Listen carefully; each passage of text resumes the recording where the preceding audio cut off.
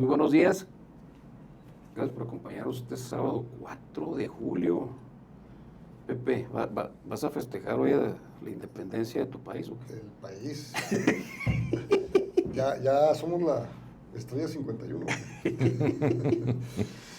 Bueno, hoy vamos a hablar del tema que está en la agenda, pues ya no nomás de México, sino de los tres países, ¿no? México, Estados Unidos y Canadá. El de las fotos del avión, ¿no? O sea, está en todo el mundo.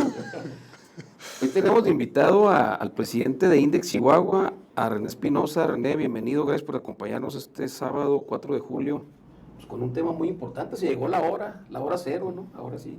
Llegó la hora cero, muchas gracias, un gusto acompañarnos, Pepe, Martín, estar aquí. Y pues sí, llegó la hora, digo, ¿lo dices por la selección o por...? Mañana, ¿o de qué? a las 12 se cambió el juego, ¿verdad? Cambió el juego. Fíjate, Pepe, más horas para Nos vemos en la glorieta. por el festejo. Oye, Chihuahua en el 2025 cierra con más de 109 mil millones de dólares en exportaciones, un crecimiento del 45%. Y fíjate, esta cifra yo no la conocía, 23% del total nacional. Así O es. sea, prácticamente nos comemos a muchos estados, yo creo. Sí. Y con el TEMEC ahora, con las revisiones anuales hasta el 36, es posible mantener ese ritmo o por lo menos conservar ese nivel de exportaciones. Y la otra es las revisiones anuales serían hasta el 36 y puede en alguna de esas revisiones extenderse.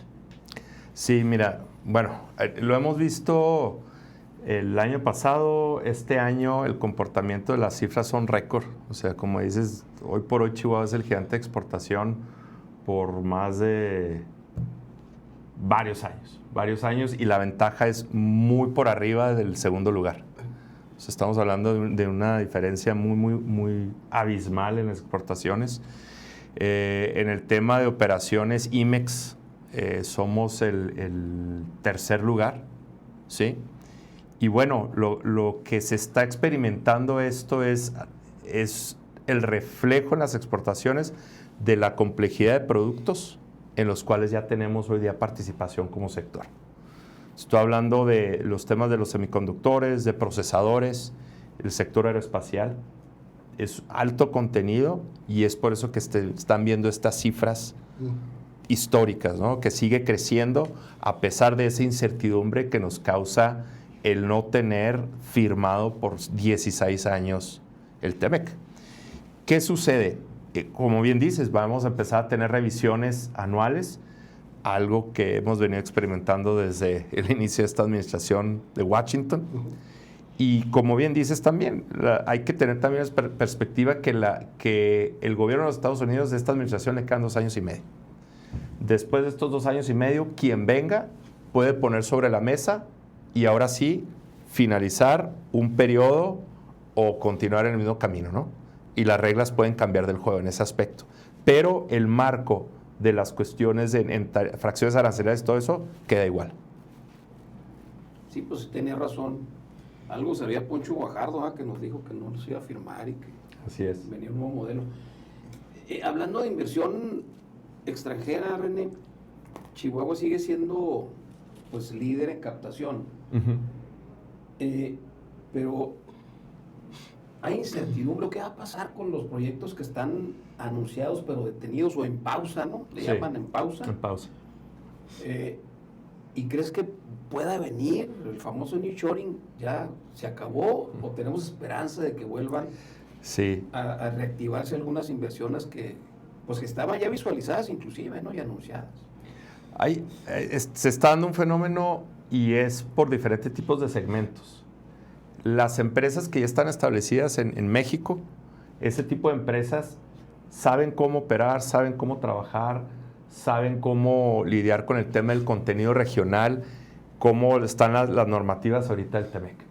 Esas empresas estamos nosotros experimentando o viendo que siguen invirtiendo, siguen trayéndose nuevas unidades de negocios y expansiones.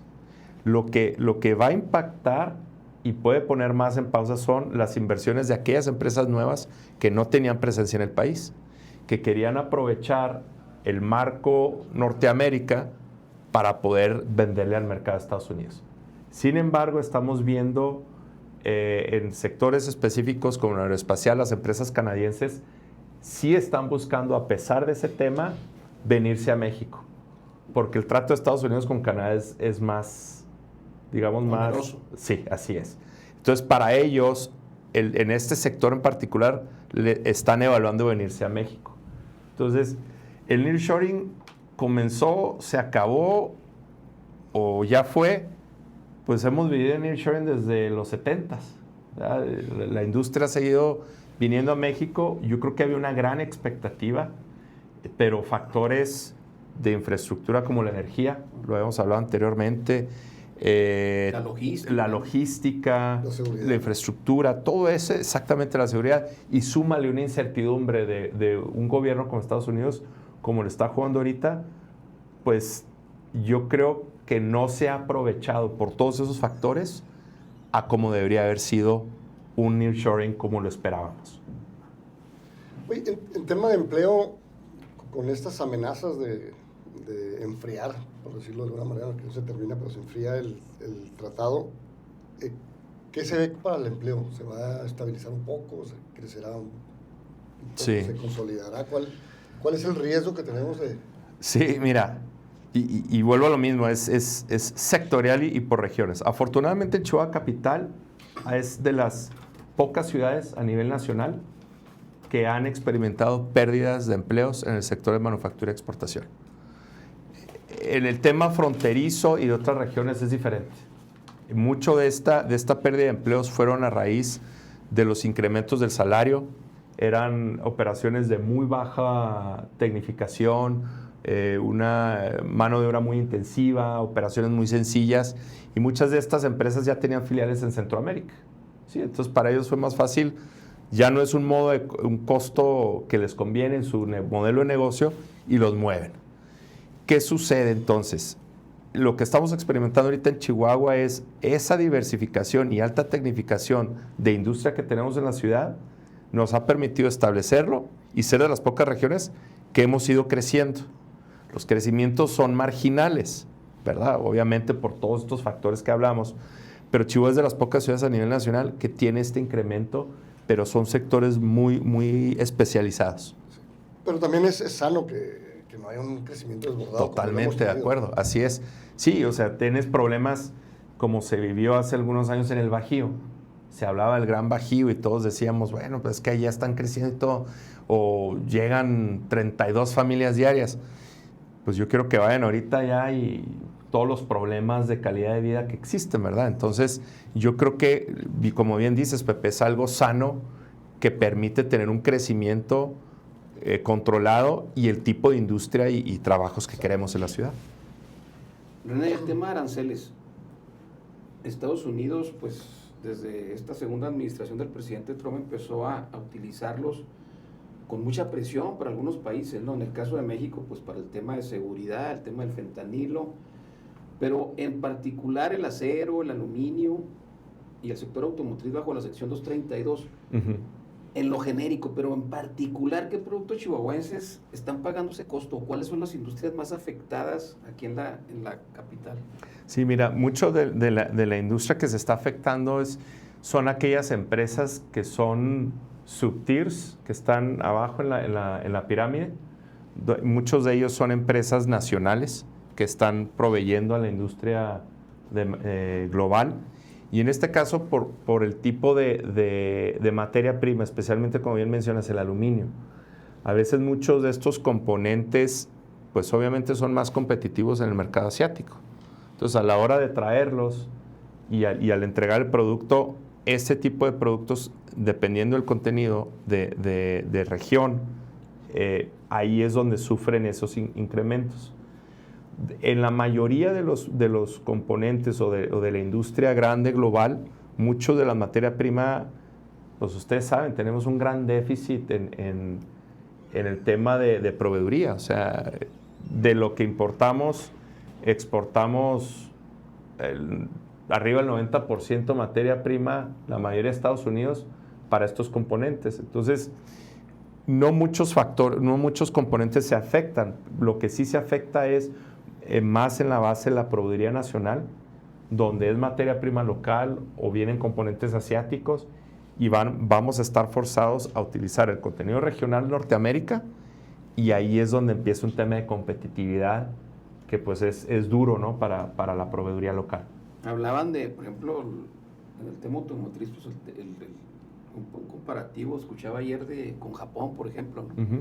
Que tiene mucho menos arancel, pues, en el caso hablando de productos con México, pues. Sí, y estos mecanismos obviamente son proteccionistas y Estados Unidos quiere que consumamos de ellos, ¿no? Entonces ese es el problema donde vamos a empezar a ver los temas de competitividad y afectación. Oye, y en la industria automotriz ahorita está en la mesa el que Estados Unidos quiere incorporar más contenido a los vehículos y menos piezas, reiteramos, asiáticas, ¿no? Sí. ¿Cómo están preparándose las armadoras o los que hacen componentes para la industria automotriz en este sentido? Mira, yo siempre dije, el tema del NAFTA y la renegociación, el tema principal coyuntural se llama cadena de valor. Muchas de las grandes armadoras han trabajado en este mapeo de cadena de valor para minimizar eso, pero se dan cuenta, y es la sorpresa, y es donde están mordiendo la bala, que muchas veces esos componentes no existen en Norteamérica, o esas materias primas. Entonces van a seguir trayéndolos de Asia hasta que ellos mismos no desarrollen, ¿sí? O inclusive esto se presentó al gobierno de Estados Unidos, que ellos invirtieran en desarrollar cadenas de valor en Norteamérica. Pero es algo que pues no se ha hecho y es algo lamentable, donde van a tener que seguir absorbiendo esos costos. Ahorita como que se ha enfocado mucho la mira en la industria automotriz, pero la industria aeroespacial, René, Chihuahua es líder, Sí. exporta más de $1,500 millones al año y depende también pues de gran medida de Estados Unidos, pero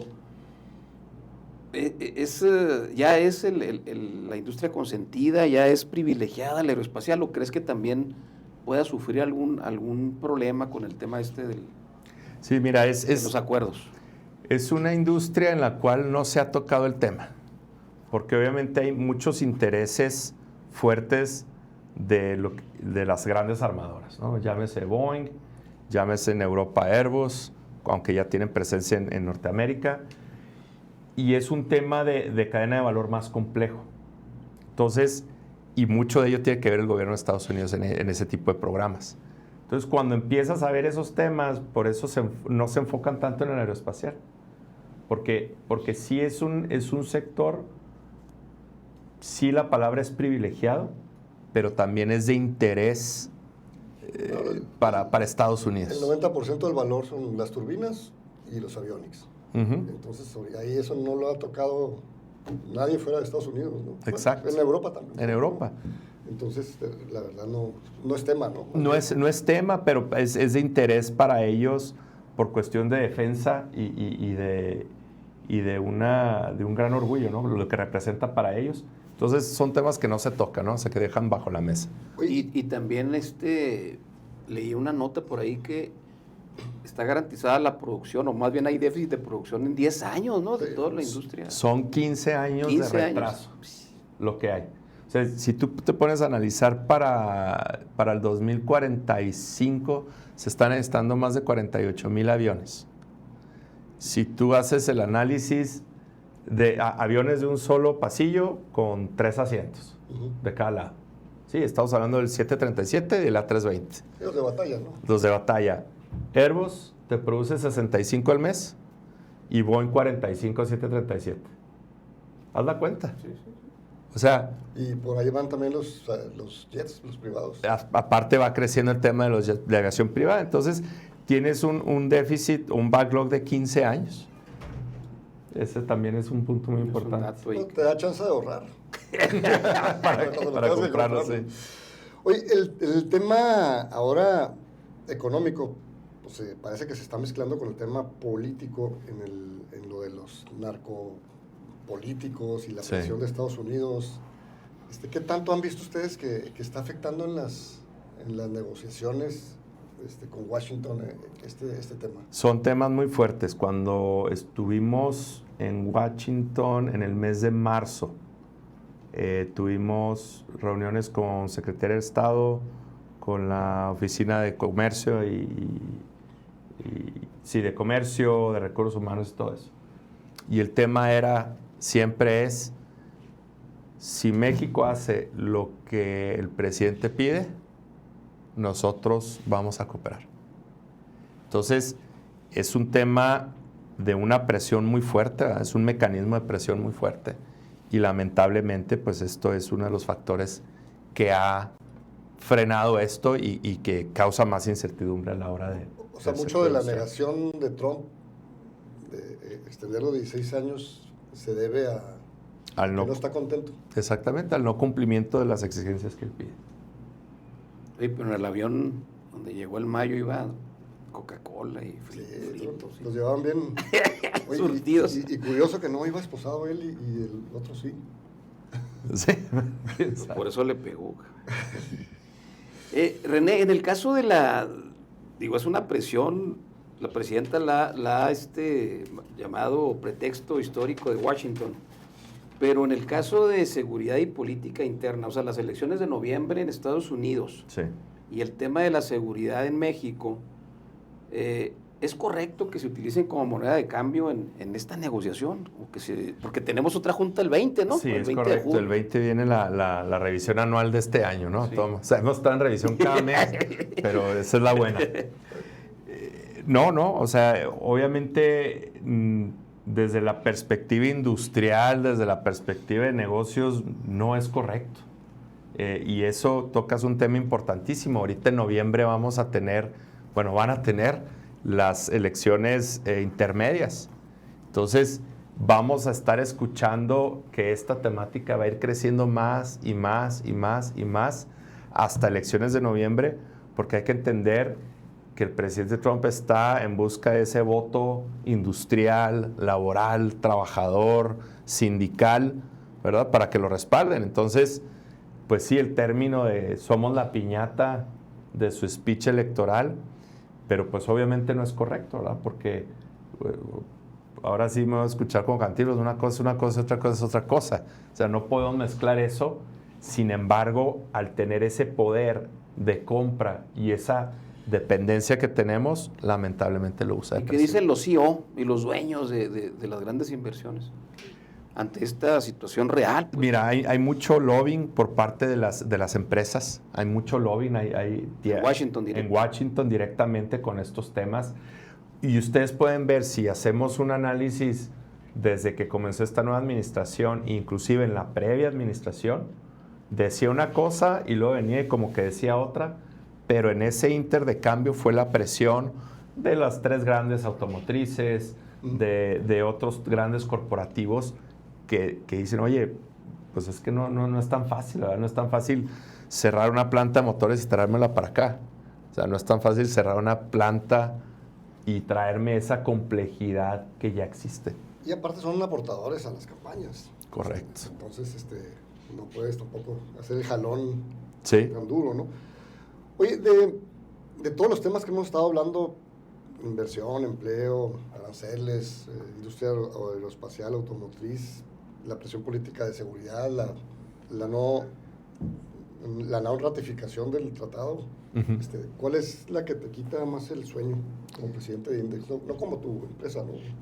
Sabes que te soy sincero, más que todo eso, yo creo que es las dinámicas locales, más los retos que tenemos las empresas dentro de México. Los temas de tanta reforma, de tantos cambios, de tantas revisiones de esto, los temas con la parte fiscal, la parte laboral, todos estos cambios a la hora de mezclarlos, ¿no? Ya poner en la balanza y todos los retos que tenemos, que muchas propuestas han sido buenas. Yo no estoy en contra de ellos, es bueno, ¿verdad? Que existe todo eso. Pero hoy día la industria tenemos los factores geopolíticos internacionales, los problemas logísticos por la guerra e internamente los retos políticos o por cuestiones que suenan políticas, por reformas para empujar. Entonces, al final del día, la industria queda en medio de todo. Y a veces es más fácil lidiar un tema logístico o de proveeduría o de un impuesto que puedes pasar a tu cliente de Estados Unidos a una constante cadena de reformas que mal te estás poniendo, entendiendo, viene otra y hay riesgos tanto para la empresa. Entonces, esa incertidumbre es el reto más grande y lo que nos quita el sueño y los retos que podemos tener en la región, ¿verdad? Desde que decir, nos despertamos y ahora cerraron tal carretera Querétaro, México, y el embarque que iba se detuvo, ¿eh? Porque hay un plantón en el puente. En el puente. Entonces, esos son los retos que quitan el sueño. A veces los retos más fuertes están en casa. Hablabas ahorita de la junta del 20 de julio, pero ¿qué es lo que pudiera o debiera darse, René, para a tus asociados decirles ya hay certidumbre o vamos a estar en una incertidumbre permanente en los próximos 10 años? ¿Sabes que algo que caracteriza a la industria, principalmente en Chihuahua, es que somos muy resilientes y vivimos con mucha incertidumbre? Lo que la industria hoy día o los grandes corporativos quieren decir, ok, seguimos con estos términos, seguimos como estamos, continúa, seguimos adelante. Porque a veces es raro cuando empiezas a ver en los sectores que estamos, especializándonos en la ciudad, tienes un crecimiento histórico, pero el ruido externo te dice que está mal todo. Entonces, ahorita lo que estamos viviendo nosotros es decir, oye, mi certidumbre es que yo tengo crecimiento de aquí hasta los siguientes 2 años. O sea, la demanda, el consumo está ahí y eso es lo que realmente nos da más certeza, ¿sí? Porque, vuelvo a la misma, Chihuahua Capital tiene una peculiaridad de una complejidad y de diversificación en sectores donde son y no me gusta seguir usando la palabra, pero son sectores resilientes a muchos cambios geopolíticos. Entonces, no minimizamos y no decimos, no va a pasar nada, porque ya pasó el COVID, ya pasó muchas cosas. Pero lo que voy es, yo creo que la brújula que nos da ahorita más que nada es ese crecimiento seguro que tenemos, porque esta incertidumbre ha estado desde el día 1 que el presidente tomó la administración. Oye, la tercera ronda, en el 2036 se termina, como lo conocemos, el TEMEC. Uh-huh. ¿Qué pasa si no se renueva? ¿Qué pasaría con la industria maquiladora de hoy? Sí, mira, pues va a haber muchos retos, digo. En 10 años vamos a empezar a ver mucha transición, también en el tema de manufactura 4.0, automatización, inteligencia artificial, tipo de complejidad de productos. Vamos a tener que mantener la perspectiva, es decir, ok, hay una esperanza realmente que venga una nueva administración y le dé el valor de la importancia que es el TEMEC. No sabemos qué va a pasar en las elecciones ahora en noviembre. Si él pierde la mayoría, pues tal vez el juego cambia, ¿no? Entonces dobla más las manos. Pero hay que entender esa gran correlación. Yo creo que como países van a seguir buscando la manera de las reglas de cómo poder trabajar o modificar, o como se está buscando en cómo cambiar. Hasta el día de ayer la presidenta tuvo reunión con varios líderes industriales, participó Index en la reunión, muchos directivos de plantas muy grandes que Chihuahua fueron, y el punto de ella fue, cuidemos esa inversión y repensemos el IMEX, ¿verdad? Se está hablando de un IMEX 4.0 que vamos a modificar para empezar a hacer reglas de juego ya en un bloque Norteamérica. Entonces yo creo que esta incertidumbre, Pepe, nos está llevando a repensar, ¿no? Si vamos a continuar con PROCEC, si vamos a continuar con la regla octava, o si se va a modificar para adaptarse a un nuevo escenario de un bloque geoeconómico que es Norteamérica. Y yo creo que va por ese rumbo, cómo vamos a empezar a repensar esto, ¿no? Y ayer, muy importante, se tocó en la mesa con la presidenta. El caso de Chihuahua, así concretamente Chihuahua capital, que la hemos visto en números crecer impresionantemente, a veces arriba del 5% del PIB anual. ¿Cómo debemos imaginarla en los próximos 10 años? ¿Habrá riesgos? Ya sabemos el problema que tenemos en salud, por ejemplo, falta de hospitales y de camas, sabemos el problema tan fuerte que tenemos en logística, el tema de movilidad, digamos, de aquí en la ciudad. ¿Cómo te imaginas o qué va a pasar en los próximos años con esta presión? Mira, pues lo estamos viendo ahorita en las diversas mesas de trabajos que tenemos, ¿no? Una de ellas es el estudio que estamos trabajando con Desarrollo Económico AC, el tema de vulnerabilidad de mano de obra. ¿Qué tipo de empleos se van a ir perdiendo a lo largo de los años con este tema de manufactura 4.0, inteligencia artificial, robótica? Ese análisis nos va a ayudar a decir, este tipo de empleos van a desaparecer. Y a lo que voy, Martín, en ese tema es, ¿qué tipo de industria vamos a seguir desarrollando? ¿Cómo vamos a estar garantizando esa empleabilidad para los que vienen, ¿no? Y probablemente yo imagino ya un gran porcentaje mínimo en mano de obra intensiva.